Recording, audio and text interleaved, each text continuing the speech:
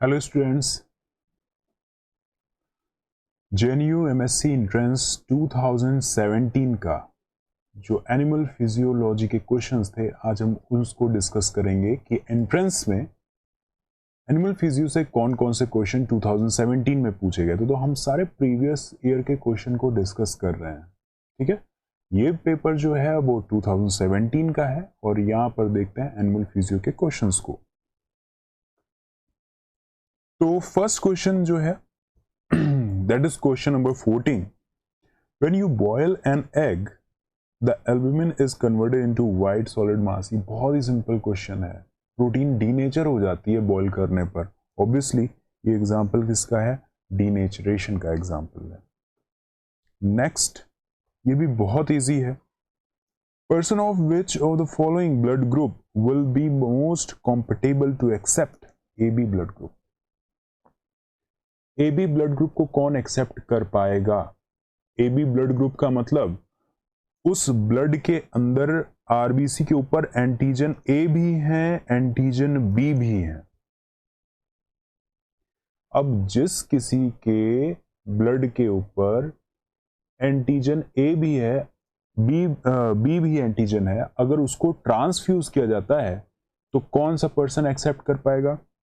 क्या O accept कर पाएगा? नहीं, क्योंकि उसकी खुद की बॉडी में कभी ना तो A एंटीजन रहा ना तो B एंटीजन रहा, इसलिए उसने A के अगेंस्ट और B के अगेंस्ट भी एंटीबॉडी बना करके रखी होगी, क्योंकि A और B उसके लिए फॉरेन एंटीजन की तरह काम करेंगे। तो O कभी भी एक्सेप्ट नहीं कर पाएगा। A भी एक्सेप्ट नहीं कर पाएगा क्योंकि एंटीजन A को तो मान लो एक्सेप्ट कर ले, लेकिन ऐसी आरबीसी जिसके सरफेस पर एंटीजन A भी दिखाई देता है और एंटीजन B भी दिखाई देता है, इसलिए तो उसका नाम AB है। दोनों तरीके के एंटीजन दिखाई देते हैं। तो जो पर्सन का ब्लड ग्रुप A होगा वो A से तो फैमिलियर होगा, क्योंकि उसके खुद की आरबीसी के पास भी A एंटीजन है, और B उसकी बॉडी में फॉरेन एंटीजन की तरह काम करेगा, इसलिए एक्सेप्टेबल नहीं है ये आरबीसी। तो सिर्फ वही ब्लड ग्रुप वाला पर्सन ही इसको एक्सेप्ट कर पाएगा जिसका खुद का ब्लड ग्रुप भी AB हो, क्योंकि AB उसके लिए फैमिलियर होगा, उसके लिए सेल्फ एंटीजन की तरह काम करेगा, और सेल्फ एंटीजन के अगेंस्ट एंटीबॉडी बना करके नहीं रखी जाती। अगर रखी गई तो फिर ऑटो इम्यून डिजीज हो जाती है। इसलिए जनरली हम कहते हैं AB is the most compatible person to accept AB blood group. तो सही आंसर इसका क्या होगा? C. Next, communication between two neuron at a chemical synapse involved. Chemical synapse पर communication कैसा होता है? ये exclusively chemical process है, क्योंकि इसमें बेसिकली होता क्या है? इसमें होता ये है कि सिनेप्सिस से जब कम्युनिकेशन हो रहा हो तो कुछ न्यूरोट्रांसमीटर रिलीज किए जाते हैं, और न्यूरोट्रांसमीटर को रिसीव करने के लिए, न्यूरोट्रांसमीटर कैसे होते हैं? केमिकल स्ट्रक्चर वाले होते हैं। न्यूरोट्रांसमीटर को रिसीव करने के लिए जो रिसेप्टर होंगे वो कहाँ पर प्रेजेंट होंगे? ये रिसेप्टर प्रेजेंट होंगे पोस्ट सिनेप्टिक न्यूरॉन पर। पोस्ट सिनेप्टिक न्यूरॉन पर, और पोस्ट सिनेप्टिक न्यूरॉन पर जो रिसेप्टर प्रेजेंट होते हैं, बस इन्हीं पर आकर के ये neurotransmitter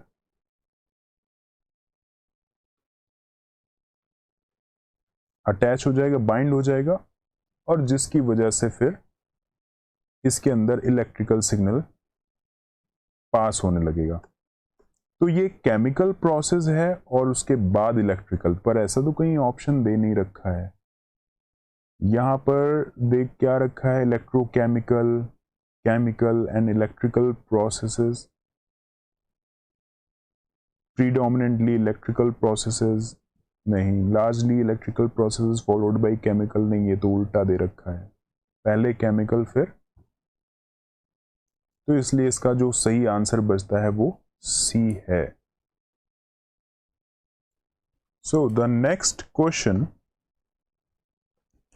which of the following hormone is principally responsible for the homeostasis of calcium and phosphate for mineralization of bone? Bone के अंदर कैल्शियम को रीअब्जॉर्व करने का काम करते हैं पैराथायरॉयड हार्मोन। तो ये बोन का मिनरलाइजेशन या कैल्शियम एब्जॉर्प्शन का काम करते हैं, ठीक है, जो कैल्शियम होम्योस्टेसिस भी करते हैं, यानी ब्लड में कैल्शियम अगर बढ़ गया है तो फिर बढ़ा हुआ कैल्शियम को रीअब्जॉर्ब करा लेना चाहिए बोन के अंदर, ऐसा काम करेंगे parathyroid hormone. So B is the correct option. Question number 72, in mammals urine is maximally concentrated in, urine कहां पर सबसे ज्यादा कंसंट्रेट होता है? तो ये सबसे ज्यादा कंसंट्रेट होता है लूप ऑफ हेनले में, और specially descending loop of Henley पर सबसे बॉटम में सबसे ज्यादा यहां पर कंसंट्रेशन यूरिन की जाती है। So loop of Henle is the correct option. Proximal tubule नहीं होगा, क्योंकि प्रॉक्सिमल ट्यूब्यूल के आसपास लगभग जो ब्लड जो कंसंट्रेशन होती है फिल्ट्रेट की, वो उसकी ऑस्मोलैरिटी लगभग सेम होती है प्लाज्मा की ऑस्मोलैरिटी से। वोमन कैप्सूल के अंदर भी लगभग यही होता है। प्रॉक्सिमल ट्यूब्यूल में तो कुछ ऑर्गेनिक पार्ट रीअब्जॉर्ब हो चुके होते हैं, पर कंसंट्रेशन सबसे ज्यादा की जाती है लूप ऑफ हेनले में, जहां वाटर ज्यादातर तो रीअब्जॉर्ब कर लिया जाता है, जो कंसंट्रेटेड फ्लूइड होता है वही लूप ऑफ हेनले में प्रेजेंट होता है। So B is the correct option.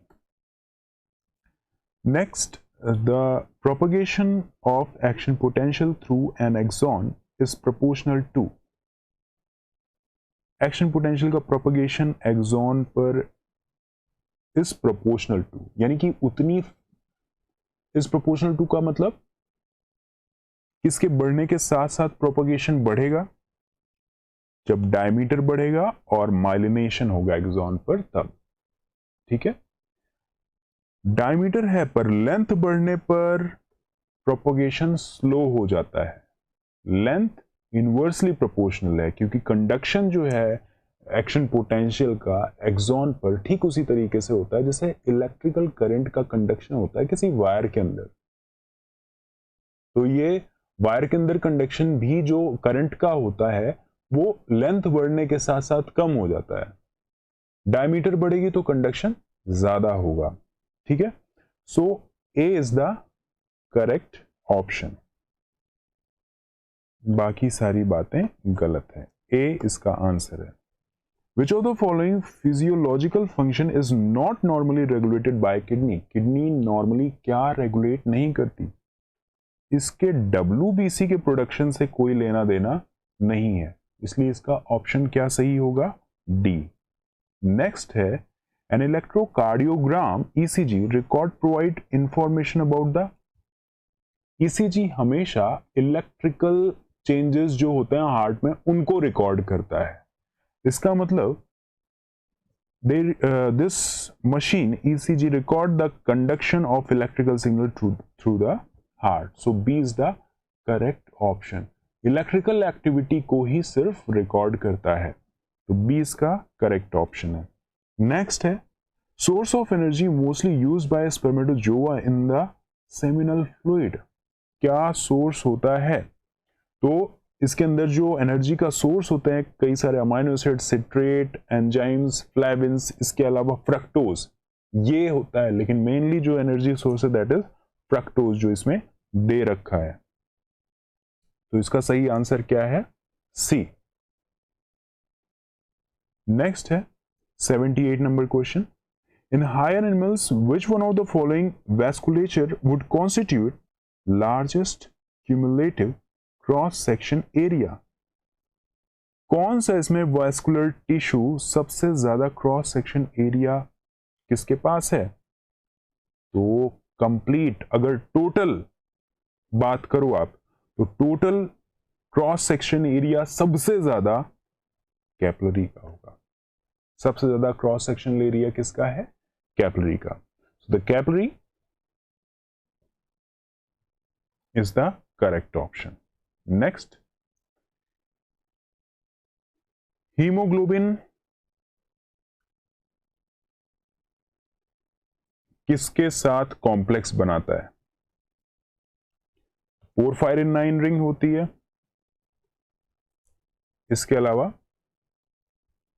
कौन सी वाली फॉर्म होती है? फेरस वाली फॉर्म होती है। ठीक है, तो Fe2 complex with porphyrin 9 ring.